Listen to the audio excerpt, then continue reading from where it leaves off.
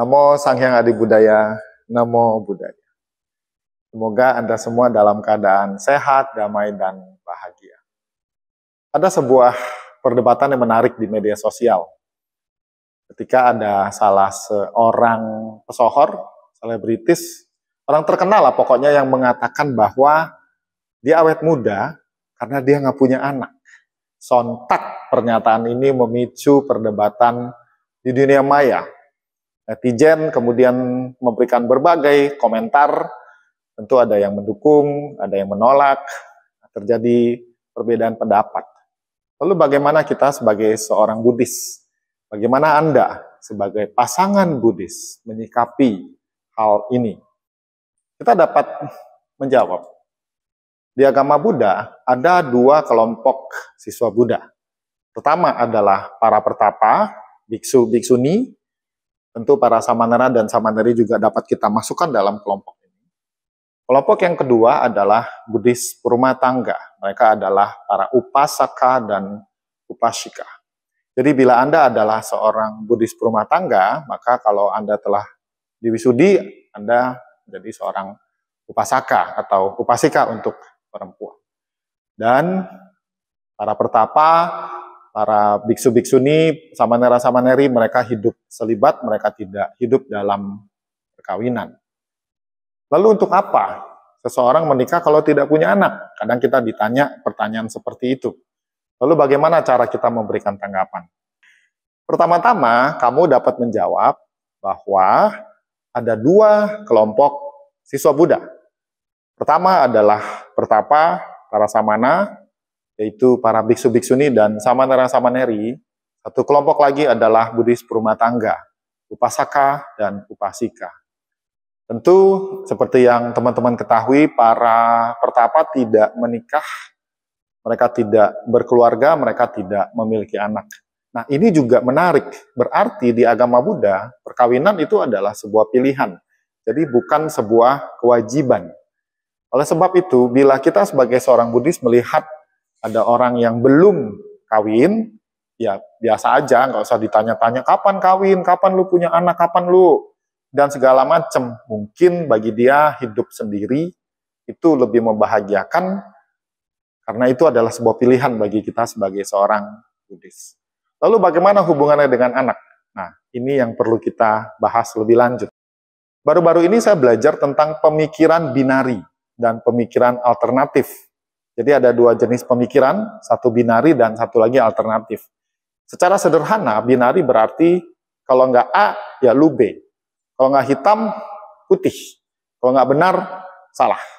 Pikiran alternatif melampaui dari pikiran binari. Kalau nggak putih, belum tentu hitam. Bisa abu-abu, bisa merah, biru, dan lain sebagainya. Ketika kita berhadapan dengan orang yang berpikir bahwa kalau lu udah menikah, nggak punya anak, lalu buat apa lu merit? Nah, itu pemikiran binari, karena seakan-akan menikah tujuannya satu-satunya adalah punya anak, berkeluarga, meneruskan keturunan. Padahal kan tidak seperti itu. Di agama Buddha, kamu bisa menggunakan konsep pasangan spiritual. Artinya kamu dan pasanganmu sama-sama menyadari samsara dan sama-sama berjuang untuk bebas dari samsara. Kamu bisa meniru Pangeran Siddhartha dan Putri Yasodhara yang kita dapat sebut sebagai pasangan spiritual karena Putri Yasodhara mendukung perjuangan spiritual Pangeran Siddhartha waktu itu dan akhirnya mereka sama-sama berhasil meraih pembebasan. Kembali ke urusan pemikiran alternatif. Orang yang menikah kemudian memilih untuk tidak punya anak, itu tentu adalah hak mereka. Itu adalah pilihan yang mereka ambil. Mengapa? Karena mereka mungkin meyakini bahwa kebahagiaan mereka bisa mereka dapatkan dari hal yang lain. Bukan hanya semata-mata dari memiliki seorang anak. Tentunya di masyarakat orang berpikir, kalau punya anak, kan aku bahagia. Tentu tidak salah. Hanya saja, ada banyak jenis kebahagiaan yang bisa kamu miliki di luar punya anak. Dalam konteks hidup berpasangan, bersama istri atau bersama suami, Anda berdua bisa menikmati hidup. Anda bisa melakukan banyak kegiatan yang Anda sukai, misalnya bepergian, merawat orang tua bersama, kemudian melakukan pekerjaan-pekerjaan sosial, atau seperti yang tadi saya sampaikan, Anda tertarik untuk berjuang bersama dengan pasangan Anda untuk merealisasi penggugahan. Itu adalah alternatif-alternatif kebahagiaan yang bisa kamu miliki selain punya anak. By the way, saya tidak mengatakan kalau punya anak lebih bahagia atau tidak punya anak lebih bahagia. Simply, setiap orang punya pilihan untuk kebahagiaan mereka sendiri. Kembali ke pemikiran alternatif tadi, kadang-kadang kita lupa ada kondisi, ada tanggung jawab yang mesti kita emban ketika kita memiliki atau mendapatkan sesuatu.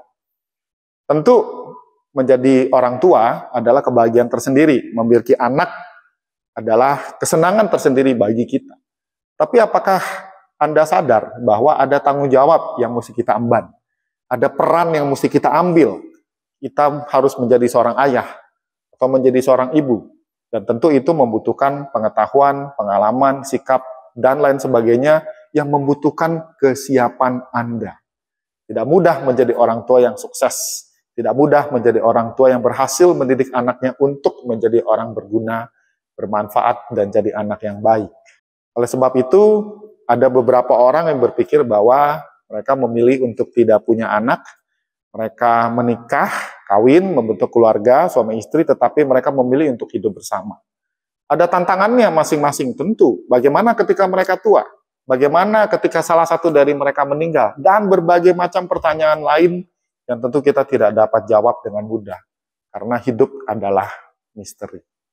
Sebagai seorang Buddhis, Anda punya pilihan untuk memiliki anak atau hidup tanpa anak. Mengapa? Karena Buddha Dharma mementingkan kebijaksanaan. Bagaimana kita secara bijaksana memilih hal-hal baik dan positif yang berkontribusi bagi kebahagiaan dan kemajuan spiritual kita. Terima kasih. Namo Sang Hyang Adi Buddhaya. Namo Buddhaya.